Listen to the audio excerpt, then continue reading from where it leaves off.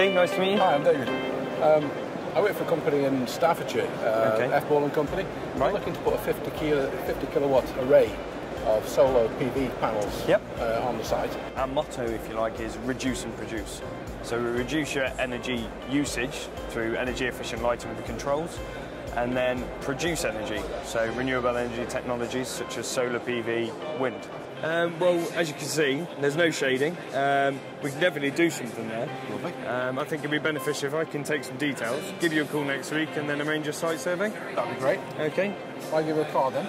Brilliant. Fantastic. Okay, David, I'll give you a call next week. Thanks for your help. Brilliant. Thank you. Bye-bye.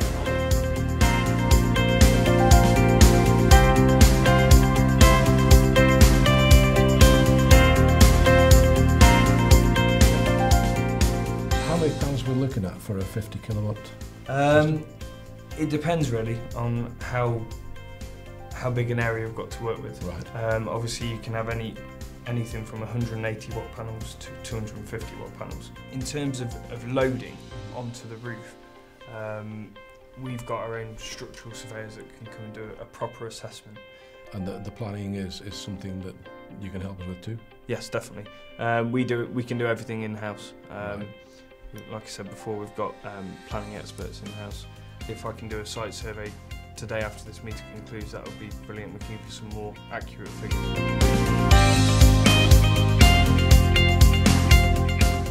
Hi guys, so I met David Woolrich last week from F Balls at the show. He's interested in having solar PV on his roof. So I went to site yesterday on the planning side of things. Stuart, what do you need to know? What I'll need to know is, do you have the size of the structure? Okay, the actual building, I've got an aerial photograph here, Okay. and also measured out the building. In terms of moving on with planning, were there any planning restrictions on site? Did he talk, was it set aside for renewables? I'm not sure, that didn't come up. Right, okay. That's fine. Well, what I'll do is I'll contact the planning department, discuss that, any planning restrictions with them, and then can find out planning submission fees, etc. And obviously E.ON will need to apply for them when the project has been installed and commissioned for the feed-in tariff for the client. Obviously Western Power Distribution, as the DNO distribution network operator, we have to apply to them before installation commences. Because the system's over 3.68 kilowatts per phase, obviously we need to get their approval because of the amount that's potentially going to be fed back onto the grid.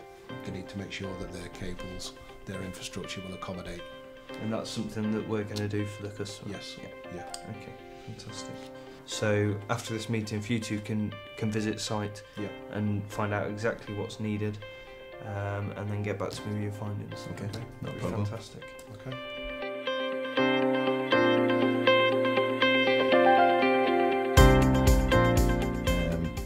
What I'm proposing is fixing to the purlins.